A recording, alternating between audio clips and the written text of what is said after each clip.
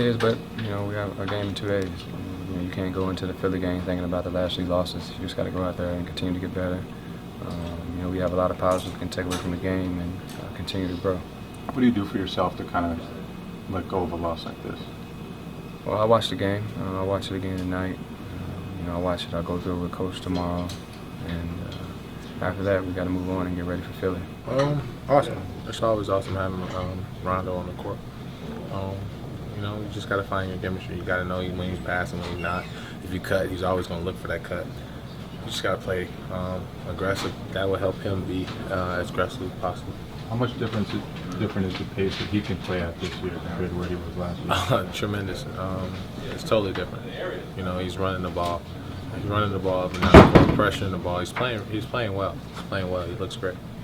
All right, we're back for part 2 now. What up? Let's talk Rondo. Triple-double, 29th of his career. It's actually been only about 5 regular season games since he had a triple-double if you're going back to last year. Feels like forever. The guy obviously looks a lot better than before, and seeing him getting the rebounds, I think that's a good sign that you want to look for, is that he's crashing the boards. He feels that he has the energy and the quickness that he can still crash the boards and get up court. He can still go up for the rebounds, and that was kind of the takeaway I had for Rondo tonight, Julian. Yeah, he played a great game, and he's been flirting with triple doubles all season. Tonight he finally got his first one, and like the rest of the team, he had 5 turnovers to go with it, and that's kind of what hindered his night. Almost a quadruple double. Yeah, a bad quadruple double. But for the season now, he's averaging 9.25 points per game, 9 rebounds per game, 12.5 assists per game. So it seems like a triple double is going to be within the conversation for him every night, and that's what this team is going to need out of him if they're going to stay competitive in games tonight, where they get where the turnover margin is 20 turnovers. So, a great game for Rondo. The turnovers hurt, but it's good to see him bounce back like this, because we didn't see it from him last year like he has been so far. Right. I mean, the triple double to me, it's almost like, what else is new? And that's a good thing for Rondo for me to not be that impressed by it anymore. I mean, you look at it, it's 10 rebounds, it's 13 points. He just got there, that's a classic Rondo stat line to me. So the thing that does stand out to me is the 10 rebounds, because like you said, it shows he's a little bit more aggressive, or he's not shying away from, the offensive glass or even the defensive glass. That's what I like to see. But I thought some of the passes that he made tonight, when I look at a triple-double, I want to see, what do I remember from the triple-double? To me, it's some of the passes that he made, especially the one to Avery Bradley. The baseline. The baseline behind. I've watched it 14 times. It's like a curveball. I'm going to go watch it after this, 14 more, and I still don't know how he made it happen. I mean, he barely saw Bradley come by from out of bounds. Just perfect passes to him. And good for Bradley for knowing that it might happen, because that just goes to show that Bradley really knows Rondo, because most players wouldn't dare make that pass, but Rondo would, obviously. Chris Paul is the only other guy that I feel like puts spin on his passes. Yeah. Him and Rondo. And Rubio too. Yeah, but Rubio's not in the same class though. No, he's not. But he can throw those passes. But even just take the chance of just throwing it, and good for Avery Bradley to be ready for that. I think, he drained the shot, so he was ready enough for that pass. So that was good. It was good. And Jeff Green said after the game, he's on 2 legs now. Rondo came back last year to help the guys, help the team out a little bit, but he wasn't fully back. Now he's got 2 legs, and we're seeing the difference. A lot of it is system also, is that Rondo was able to make that pass, not necessarily that he could see Bradley, but that he knows that the system's going to dictate Bradley to go wait in that corner, because he has to keep the corner stretched out, and that's the most open shot on the floor right now. So Rondo can throw that pass rather blindly. It's a pretty good calculated risk. We did see he had another blind pass that he threw to nobody earlier in the game, so sometimes it backfires. Oh, yeah. It happens.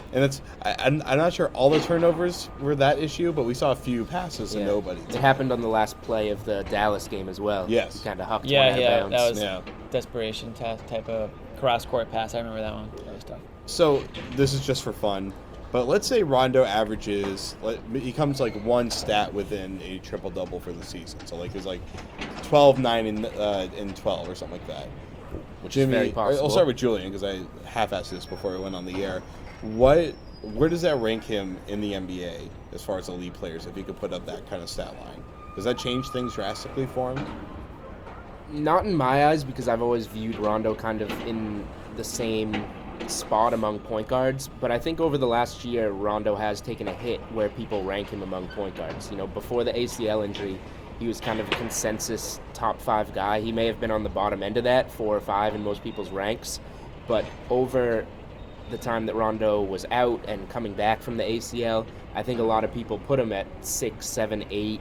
Some people even had him, you know, just barely in their top 10. And I think Rondo's really making the case this year that he is a top 5 point guard, and I think his numbers are going to show it. And, you know, he's not going to average a triple-double. That's just not going to happen. But I do think that he is going to be close this year, and rebounding is going to be what keeps him from getting there, and it's only going to be by a couple of them.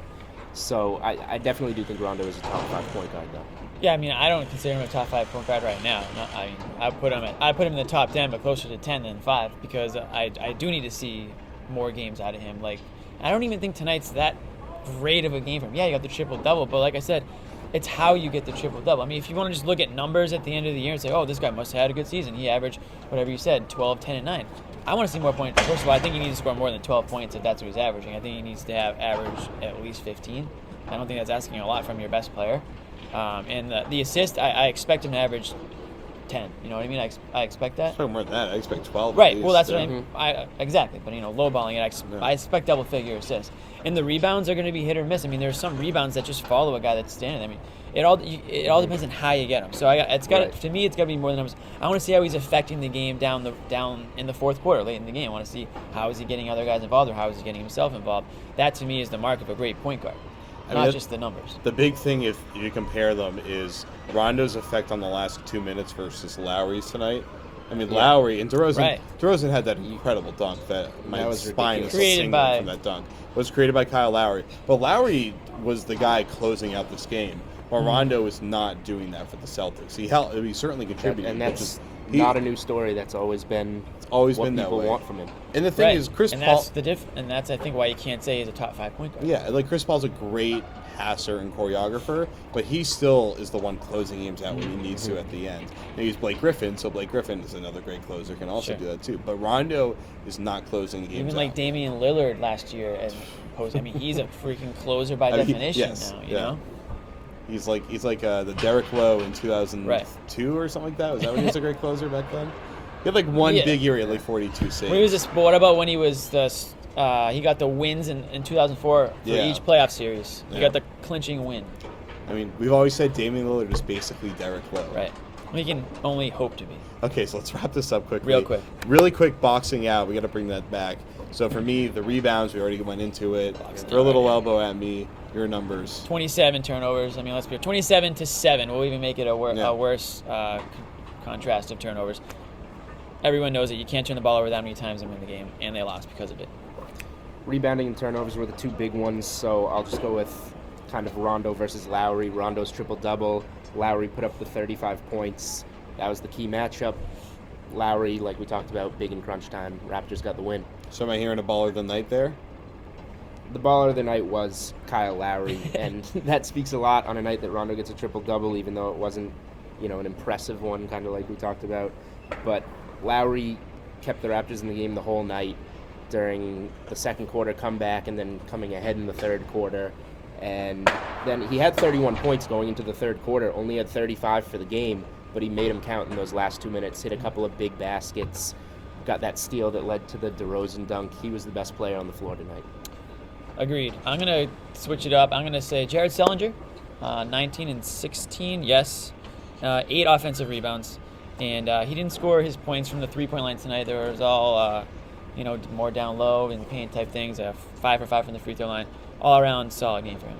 I really like that. It was one 3-point attempt. He missed it, but whatever. The point is that game plan dictated that with Valenpoopy and with Johnson out, I love saying it so much, that you had to go for it.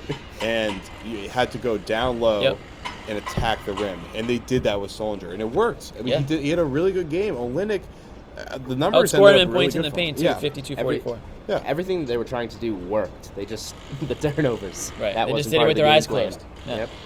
So for me, I just have to go with DeRozan just because of that dunk. I mean, Lowry was an MVP tonight, But DeRozan's dunk was just, oh my God, it was such an awesome way to end the game. It's a good dunk. You'll probably see it on SportsCenter. You probably will. All right, well, Val and Poopy, we're out of here.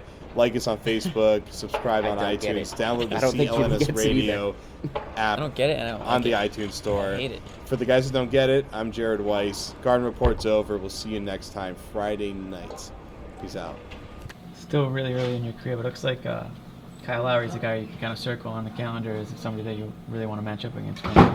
Most definitely. You know, as a competitor, you always look for those competition. And right now, I'm 0-3 against.